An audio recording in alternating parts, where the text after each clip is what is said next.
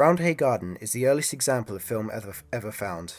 Made in 1888 by Louis de Prince, it consists of just 2 seconds of film and runs at about 12 frames per second. The early film and how that was created and invented has always been quite controversial because there's so many claims from Edison, who of course claimed originally to have the patent and the invention of cinematography, that the Lumiere brothers became the first two to project film to audiences, and in that way I think they're considered to be the fathers of cinema and film, projected film. People may be familiar with is the arrival of the train, and it is told, the story is told, that audiences at the time were so unfamiliar with moving images and moving pictures that they quite literally, as they saw this train arrive in the station, they would get up and move away from the seats because they were panicking as if the train may come through the screen. German newspapers at the time reported one short film had a particularly lasting impact. Yes, it had caused fear, terror and even panic. Although the cinematographic train was dashing towards the crowded audience in a flickering black and white manner, the spectators felt physically threatened and panicked. It wouldn't be until the French pioneer Georges Méliès that people really began to use films as a way to tell a story.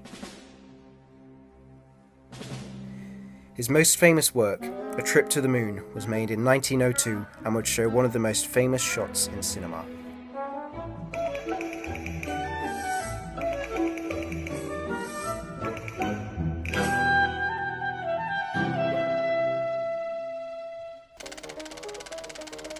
(1903) would mark one of the first landmarks in cinema, with the early film studio, the Edison factory, producing The Great Train Robbery. The 10-minute film would be the first Western film and would pioneer in special effects and editing. Great Train Robbery was significant for a number of reasons. Firstly, it's the first time that we see what we now consider to be the genre of westerns. So you see this very early pre-Western genre film with the iconography used in the film. But mostly the director, Edwin S. Porter, for the first time uses very carefully constructed cross-cutting and editing techniques that moves the action more quickly forward. It's also got this amazing final shot, which still is striking to audiences today if it's on a big screen, where the Western character gunman at the end just holds a gun at the screen and fires at the audience. So, as you can imagine, sort of less than 10 years after the invention of cinema, this was quite a powerful, impacting film. Within the next 10 years, the first regular cinemas were built. These were called Nickelodeons because of their 5-cent or nickel admission. By 1907, there would be over 3,000 Nickelodeon cinemas across America. But by 1912, cinemas were being built on a much grander scale and were nicknamed palaces. Along with the now much grander scale of the movies, admission prices doubled, and by the 1920s, motion pictures were becoming a big business. One of the most prominent figures of the cinema began his career within the silent era. D.W. Griffith began in 1908 by directing The Adventures of Dolly. He made around 450 motion pictures between 1908 and 1913, but a majority of these are lost or destroyed. His greatest achievement would be in the 1915 with the epic The Birth of a Nation. Birth of a Nation is significant because it's a 3-hour silent film. So it wasn't the first ever feature, but it certainly is and was the most significant feature film of all time and the most successful transition from film being thought of as a kind of curiosity, moving the new moving pictures into becoming an art form. Highly controversial now, and rightly so because of its inherent racist content. It tells the story following the end of the Civil War from the perspective of the southern states, and it has this unfortunate portrayal of the Ku Klux Klan as quite heroic figures saving people from the worst excesses of black African Americans in the South. The star of the picture was Lillian Gish, who had worked with D.W. Griffith since the beginning of her career in 1912 in the short film An Unseen Memory. Very quickly, Lillian Gish seemed to have this very natural talent for acting and performing on screen, very compelling. And she became a very highly regarded, renowned and well-paid and much loved silent film actress. As she moved towards the end of the 20s, she was so powerful that she would be able to choose the screenwriter for her films and choose the director. So she had a lot of power in the system, I think, as she was a very powerful woman, and I think she contributed significantly to film history, not just as an actress. As a child, she moved to New York and became friends with the next-door neighbour, Gladys Smith, who worked as a child actress for D.W. Griffith. Gladys took the stage name of Mary Pickford and began her career in motion pictures in 1909.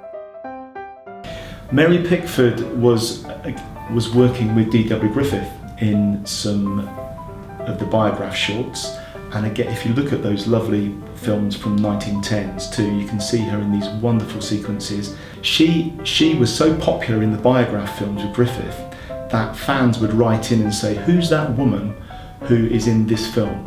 And under some pressure, her name was released as Mary Pickford, and she was confident enough to say to Griffith, who was the finest filmmaker of the time probably, and certainly the best known and very popular, that she was prepared to leave the studio to go independent. Clara Bow was part of the first generation to grow up on motion pictures and won her chance to appear in the film Beyond the Rainbow. After one viewing, her scenes were to end up on the cutting room floor. She appeared in over 30 films until her performance in the 1927 film It. Clara Bow was very different to the other actresses at the time, like Mary Pickford and Lillian Gish. She had a very different sort of visual persona, and she famously was known as the It Girl, which was something that Eleanor Glynn had coined, and she'd written an article and then a book, and it was an indefinable quality of sensuality and sexuality, expressed with a sort of confident indifference, really, so kind of indefinable. And I guess other people, difficult to know how to describe that in today's terms, but I guess someone like Marilyn Monroe, you might say, had it, or perhaps for some people it might be David Beckham today. There's a quality of confidence and sexuality, but Clara Bow in her films of the 20s is very different. When you see her, she looks modern, she's a jazz age flapper, and she's open to, she's not bound by the conventions of the time. She's got it, and plenty of it, brother, she's got it. I never saw another have so much of such and such. Well, she's really not exquisite, but after all, what is it? Lips and eyes. Just like a million others, still what made me fall? Why, it ain't that, and that ain't it. That is that, and it is it, and she's got it. That's all.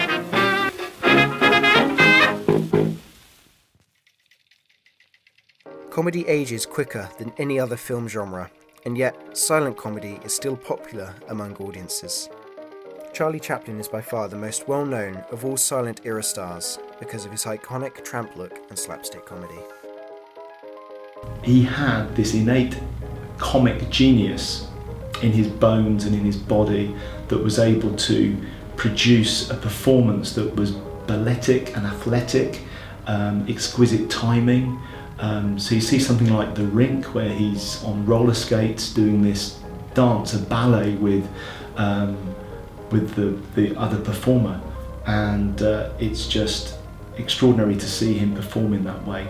And what was different about Chaplin and significant and important was his ability very early on to take over the reins of directing as well as acting.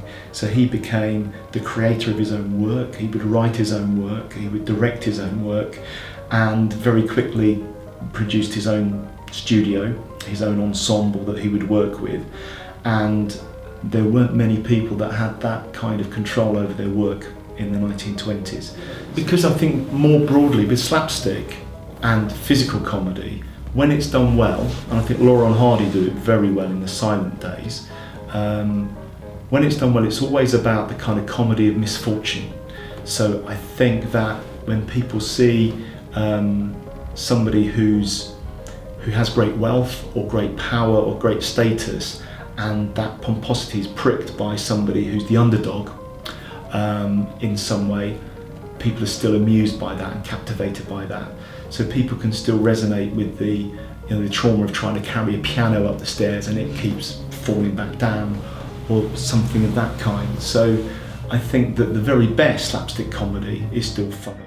In 1919, Charlie Chaplin, Mary Pickford, Douglas Fairbank and D.W. Griffith formed the United Artists with the intention of controlling their own interests rather than depending upon powerful commercial studios.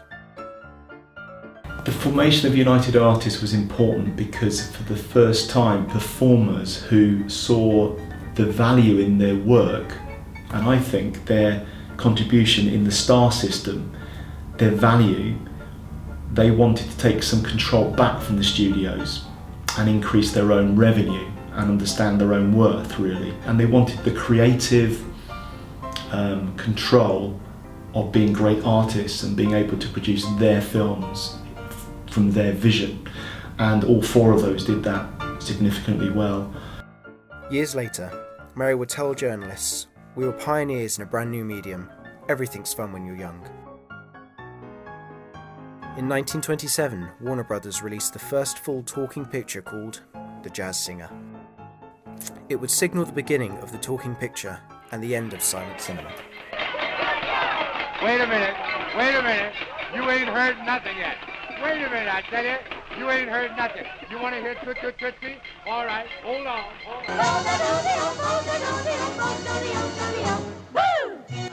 After The Jazz Singer was released, the studios were reluctant to come on board with Warner Brothers because they thought it was just a fad and it would pass.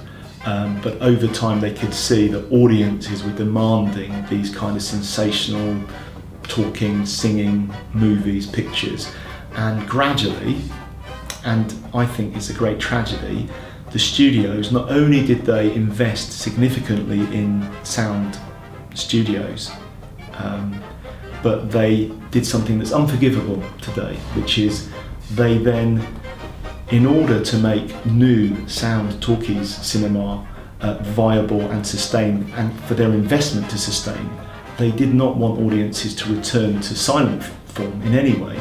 So they then began to give audiences the impression that new talkies were everything, and old-fashioned silence, they were terrible. And they were antiquated, and they were basic, and they were simple, and they were uninteresting. And I think that them demolishing their previous work has led to them not being archived. In 2013, it was estimated that 70% of American silent films are lost or in an incomplete state. Silver was recovered from the films, so the value of the film stock was greater than the content of it. Whereas now we don't think in the same way. That's one of the reasons. Plus nitrate footage was incredibly fragile and combustor inflammable. So a lot of the film was lost because of accidents and fires in archives and this kind of thing.